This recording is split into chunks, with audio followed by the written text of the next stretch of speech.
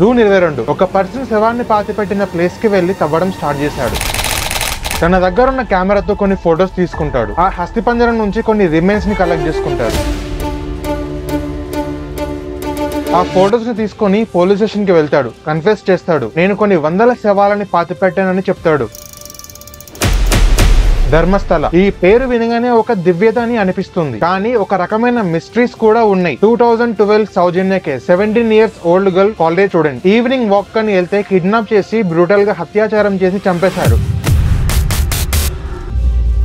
History of Dharmasthala. Dharmasthala పేరు వినగానే చాలా మందికి ఒక దివ్యత అని అనిపిస్తుంది, కానీ ఒక రకమైన మిస్టరీస్ కూడా దీంట్లో దాగి ఉన్నాయి. కర్ణాటకలో ఉండే ఒక పవర్ఫుల్ టెంపుల్, కానీ ఇది నార్మల్ హిందూ టెంపుల్ కాదు. ధర్మస్థల అంటే ధర్మం యొక్క స్థలము అని అర్థం వస్తుంది. ఒక ప్లేస్ వేర్ పీపుల్ బిలీవ్ ధర్మ ఎగ్జిస్ట్. బట్ షాకింగ్ థింగ్ ఏంటంటే ఈ టెంపుల్ హిందూ దేవుళ్ళకి డెడికేట్ అయి ఉండడంతో పాటు ఈ టెంపుల్ ని నడిపించేది ఒక జైన్ ఫ్యామిలీ. ఈ temple main deity lord Manjunatha అంటే లార్డ్ శివ. సో ఈ టెంపుల్ లో లార్డ్ మంజునాథకి అలాగే ఇతర దేవుళ్ళకి పూజలు చేసేది ఒక బ్రాహ్మణే, కానీ ఈ టెంపుల్ ని ఫుల్ గా కంట్రోల్ చేసేది మాత్రం ఒక జైన్ ఫ్యామిలీ. ఆ ఫ్యామిలీ పేరే హెగేట్ ఫ్యామిలీ.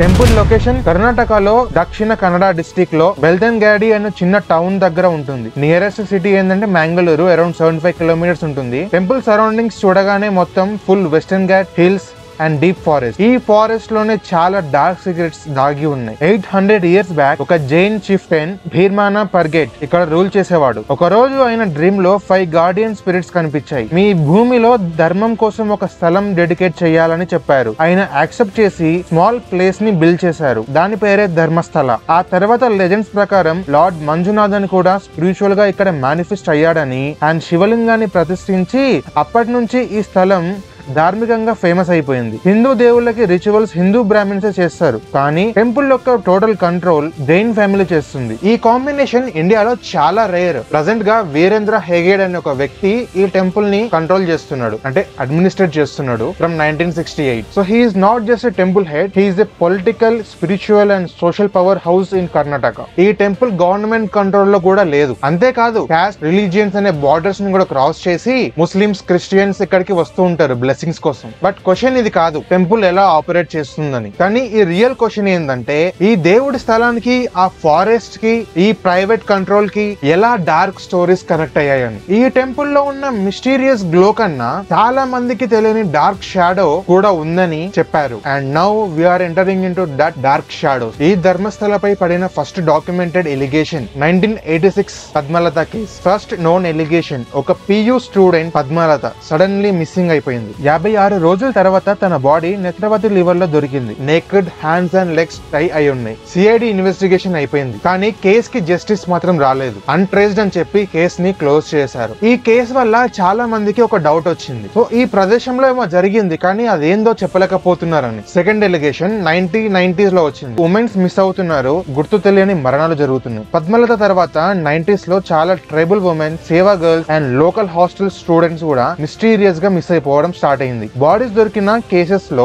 అత్యాచారం, బ్రూటల్ ఇంజూరీస్ లాంటివి చూశారు. బట్ FIRs ని రిజిస్టర్ చేయడం లేదు, అండ్ లేకపోతే సైలెంట్ గా క్లోజ్ చేశారు. మిస్ అయిపోయిన అమ్మాయి బాడీ కొద్ది రోజుల తర్వాత దొరికినా కూడా పోలీసులు మాత్రం FIR ని ఫైల్ చేయకుండా కొన్నిసార్లు సైలెంట్ గా కేసు ని క్లోజ్ కూడా చేశారు. Third allegation 2003 Ananya Bhat disappearance. ఒక మెడికల్ స్టూడెంట్ అనన్య భాట్ ధర్మస్థలకి కాలేజ్ ట్రిప్ అని వెళ్లి అక్కడ డిసపియర్ అయిపోయింది. పేరెంట్స్ కంప్లైంట్ ఇచ్చారు, ఇన్వెస్టిగేషన్ స్టార్ట్ అయింది కూడా. But again case was unsolved. ఈ టైంలో కాలేజ్ స్టూడెంట్స్ మధ్య చాలా భయం అనేది స్టార్ట్ అయింది. ఒకసారి ఈ ప్రదేశానికి వెళ్తే మళ్ళీ ప్రాణాలతో తిరిగి రాము అని ఒక మార్క్ అనేది నిలిచిపోయింది. Third allegation 2012 Soujanya case. 17 years old girl, ఒక కాలేజ్ స్టూడెంట్ ఈవినింగ్ వాక్ అని వెళ్తే అక్కడ కిడ్నాప్ చేసి బ్రూటల్ గా టార్చర్ చేసి అత్యాచారం చేసి మరీ చంపేశారు. బాడీ ఫారెస్ట్ లో దొరికింది. ఆ బాడీ పై చాలా మార్క్స్ అండ్ ఇంజురీస్ కూడా ఉన్నాయి. పోలీసులు మాత్రం సూసైడ్ కేస్ అని కేసుని క్లోజ్ చేశారు. సో ఈ కేసు వచ్చినప్పుడు ఆ స్టేట్ లో మొత్తం చాలా ఫేమస్ అయింది. చాలా ప్రొటెస్ట్లు కూడా జరిగినాయి. చాలా అటెన్షన్ ని కూడా గ్రాప్ చేసుకుంది ఈ యొక్క పర్టికులర్ ఇన్సిడెంట్. ఈ కేసు పైన డీటెయిల్డ్ రీసెర్చ్ కావాలంటే చెప్పండి, నేను నెక్స్ట్ వీడియోలో చేస్తాను. Fourth allegation 2014 to 2020 massive grave allegations, media blackout. ఈ టైంలో యాక్టివిస్ట్ అండ్ ఎక్స్ ఎంప్లాయీస్ చెప్పారు టెంపుల్ ఏరియాకి పక్కన ఉన్న ఫారెస్ట్ లో మాస్ గ్రేవ్స్ ఉన్నాయని. ఒక ఇన్సైడర్ చెప్పారు ఓవర్ 100+ బాడీస్ ని అక్కడ బరీ చేశామని. కానీ ఎవాక్యువేషన్ పర్మిషన్ ఇవ్వలేదు. RIT యాక్టివిస్టులు కి థ్రెట్ వచ్చి మీడియాలో రిపోర్ట్ సప్రెస్ అయ్యాయి. Fifth allegation insider walk into police station. ఇది కొంతమంది 2025 లో జరిగింది అంటున్నారు, 2024 లో జరిగింది అంటున్నారు. సో నాకు వచ్చిన డేటా ప్రకారం ఇది 2025 అని అంటున్నారు. ప్రజెంట్ అయితే ఈ ఇయర్ జరిగింది అని అనుకుందాము. ఈ ఇయర్ లో షాకింగ్ ట్విస్ట్ ఏంటంటే ఒక పర్సన్ పోలీస్ స్టేషన్ కి వెళ్లి కన్ఫెస్ చేశాడు, నేను కొన్ని వందల శవాన్ని పాతి పెట్టాను. చాలా మంది గర్ల్స్ ని అత్యాచారం చేసి చంపడం జరిగింది అండ్ సమ్ అలైవ్ ఉన్నప్పుడే నేను వాళ్ళని పాతి పెట్టానని చెప్పాడు. ఈ కన్ఫెషన్ సోషల్ మీడియాలో చాలా వైరల్ అయిపోయింది. న్యూస్ ఛానల్ లో చూపించకపోయినా అండర్ గ్రౌండ్ లో చాలా ఫైర్ స్ప్రెడ్ అయింది. ఇలా ధర్మస్థలపై చాలా ఎలిగేషన్స్ పడ్డాయి. Chapter 3 confessions. 2025 జూన్ 22 ఒక పర్సన్ శవాన్ని పాతి పెట్టిన ప్లేస్ కి వెళ్లి తవ్వడం స్టార్ట్ చేశాడు. స్కెలిటన్స్ కనబడతాయి. తన దగ్గర ఉన్న కెమెరాతో కొన్ని ఫోటోస్ ని తీసుకొని తర్వాత ఆ స్కెలిటన్ లో కొన్ని రిమైన్స్ ని కలెక్ట్ చేసుకుంటాడు. సో వెంటనే అడ్వకేట్ ఓజస్వి గౌడ అండ్ సచిన్ దేశపాండే ని కలిసి ఎవిడెన్స్ ని ఇచ్చి పూర్తిగా జరిగింది మొత్తం వాళ్ళకి ఎక్స్ప్లెయిన్ చేశారు. ఈ విషయం విన్న వెంటనే వాళ్ళు ఒక ప్రెస్ స్టేట్మెంట్ ని రిలీజ్ చేశారు. On his behalf public disclosing the existence of this person and his allegations. తర్వాత 4th July 2024 Dharmasthala police station కి వెళ్లి సూపరింటెండెంట్ ఆఫ్ పోలీస్ కి కంప్లైంట్ ఫైల్ చేశాడు. ఆ స్కెలిటన్ ఫోటోగ్రాఫ్ ని సబ్మిట్ చేశాడు. ఆ కంప్లైంట్ లో ఏమని ఉందంటే తను శానిటేషన్ వర్కర్ గా పనిచేస్తున్న టైంలో 1995 to 2014 ధర్మస్థల టెంపుల్ లో చాలా బాడీస్ ని బరీ చేశామని, అంటే పూడ్చిపెట్టామని, బర్న్ చేయమని కూడా నన్ను ఫోర్స్ చేశారని చెప్పడం జరిగింది. ఈ బాడీస్ లో మోస్ట్లీ ఉమెన్స్ అండ్ చిల్డ్రన్స్, చాలా మందికి స్ట్రగులేషన్ మార్క్స్ అండ్ యాసిడ్ బర్న్స్ లేకపోతే సెక్షువల్ వైలెన్స్ సైన్స్ ఉండేవాడి. క్లాట్స్ కూడా లేకపోవడం చూశాను అని అన్నాడు. నేను అపోజ్ చేసినప్పుడు నన్ను ఘోరంగా కొట్టడం, బాగా ట్రెచ్ చేయడం జరిగిందని చెప్పడం జరిగింది. నువ్వు చేయకపోతే నీవు కూడా చంపబడతావని అనడం జరిగింది. నీ బాడీని కూడా వేరే బాడీస్ లాగా బరీ చేస్తాం, నీ ఫ్యామిలీ మొత్తాన్ని సాక్రిఫైస్ చేస్తాం అని బెదిరించారంట ఆ పర్సన్ ని. పోలీస్, విఐపీస్, టెంపుల్ ఆఫీషియల్స్ వస్తారని తెలిసినప్పుడు ఈ పనిని ఫాస్ట్ గా చేయమని కూడా బెదిరించేవాళ్ళంట. బాడీస్ ని బాగా డిస్పోజ్ చేయమని ప్రెషర్ పెట్టేవాళ్ళు. రివర్ దగ్గర, పెట్రోల్ బంక్స్ దగ్గర, ఫారెస్ట్ ఏరియాలో and museum back side, lodges వంటి చోట్లలో పాతి పెట్టడం చేయడం జరిగిందని చెప్పడం జరిగింది. విక్టిమ్స్ లో చాలా మంది homeless people, beggars, trafficked girls లాగా కనిపిస్తారని అన్నాడు. కొంతమంది స్కూల్ డ్రెస్ లో కూడా ఉన్నారు. ఒకసారి నన్ను పుష్ కార్ట్ లో మల్టిపుల్ బాడీస్ లోడ్ చేసి ఒక సీక్రెట్ పిట్ లో డంప్ చేయమని చెప్పారు. 2010 లో ఒక అమ్మాయిని అరౌండ్ 12 to 15 ఇయర్స్ ఏజ్ ఉన్న గర్ల్ ని స్కూల్ యూనిఫామ్ లో పెట్రోల్ బంప్ దగ్గర యాసిడ్ అటాక్ తో పాటు సెక్షువల్ అసాల్ట్ అండ్ స్ట్రగులేషన్ మార్క్స్ తో చూశాను. ఆమె నేనే పాతి పెట్టాను. కేసు రిజిస్టర్ కూడా చేయలేదు. ఈ అన్ని ప్లేస్ ఒక ఎగ్జాక్ట్ కోఆర్డినేట్స్, లొకేషన్స్ కూడా మెన్షన్ చేయడం జరిగింది. అండ్ అలాగే తను కలెక్ట్ చేసిన ఎవిడెన్స్ ఏవైతే ఫోటోస్ ఉన్నాయో వాటిని కూడా అటాచ్ చేశాడు.